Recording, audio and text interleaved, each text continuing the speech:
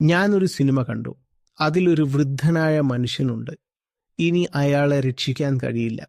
അയാൾ ജീവിതകാലം മുഴുവൻ തമാശക്കാരനായിരുന്നു. ഇപ്പോൾ അയാൾ വലിയ വേദനയിലാണ്. എല്ലാവരും വന്ന് അയാളോട് സംസാരിക്കുന്നുണ്ട്. ചിലർ കണ്ണുനീർ വാർക്കുന്നു. ആളുകൾ സങ്കടപ്പെട്ടു നിൽക്കുകയാണ്. അപ്പോൾ അയാളും അവരെ പോലെ തന്നെ മുഖം വെച്ച് അവിടെ കിടക്കുന്നു. കഥ മുന്നോട്ട് പോകുമ്പോൾ അയാളെ പരിചരിക്കുന്ന നഴ്സുമായി അയാൾ പ്രണയത്തിലാണെന്ന് മനസ്സിലാകുന്നു. രാവിലെ നഴ്സ് അയാളുടെ അടുത്തേക്ക് വരുമ്പോൾ അയാൾ ചോദിക്കുന്നു, വൈകുന്നേരം നമുക്കൊരു ഡേറ്റിന് പോയാലോ? എവിടെയെങ്കിലും പോയിരുന്ന് ചായ കുടിക്കാം, അത് കഴിഞ്ഞ് കുറച്ചു നേരം കറങ്ങാമെന്ന്. നഴ്സും അതേ ഭാവത്തിൽ മറുപടി പറയുന്നു, ഏയ്, എന്നെ എങ്ങോട്ടാണ് കൊണ്ടുപോകുന്നത്? എനിക്ക് ആ സ്ഥലം ഇഷ്ടമല്ല, എനിക്ക് അവിടെയൊന്നും പോകണ്ട എന്ന്.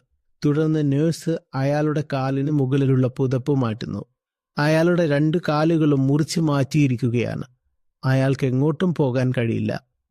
അയാൾക്ക് പോകാൻ കഴിയില്ലെന്ന് നഴ്സിനും അറിയാം. മരിക്കുന്നതിന് 1 മണിക്കൂർ മുമ്പ് അയാൾ നഴ്സിനെ പ്രപ്പോസ് ചെയ്യുകയാണ്. അപ്പോൾ നഴ്സ് ചോദിക്കുന്നു, നീ ജീവിതകാലം മുഴുവൻ എൻ്റെ കൂടെ ഉണ്ടാകുമെന്ന് ഞാൻ എങ്ങനെ വിശ്വസിക്കും എന്ന്. അയാൾ പറയുന്നു, അതെങ്ങനെയാണ് നിങ്ങൾക്ക് സംശയം വരുന്നത്? ഞാൻ നിങ്ങളെ പ്രപ്പോസ് ചെയ്യുമ്പോൾ ജീവിതകാലം മുഴുവൻ നിങ്ങളുടെ കൂടെ ഉണ്ടാവില്ലേ എന്ന്. അയാളുടെ ജീവൻ ടിക് ടിക് എന്ന് ശബ്ദിക്കുന്ന അരികിലുള്ള യന്ത്രത്തിലൂടെ തീർന്നുകൊണ്ടിരിക്കുന്നത് കാണാം. അത് കുറഞ്ഞു വരുന്നു. പോയി, തീർന്നു. പക്ഷേ 2 പേരുടെയും മുഖത്ത് ഒട്ടും ദയനീയതയില്ല. യമരാജൻ പോലും അത്ഭുതപ്പെടും. എന്റെ പേടിയെങ്കിലും ഒന്ന് ബഹുമാനിക്കൂ. നിങ്ങൾ ഒട്ടും പേടിക്കുന്നില്ലേ? എന്നെ നിങ്ങൾ ഒരു തമാശയാക്കി മാറ്റിയോ?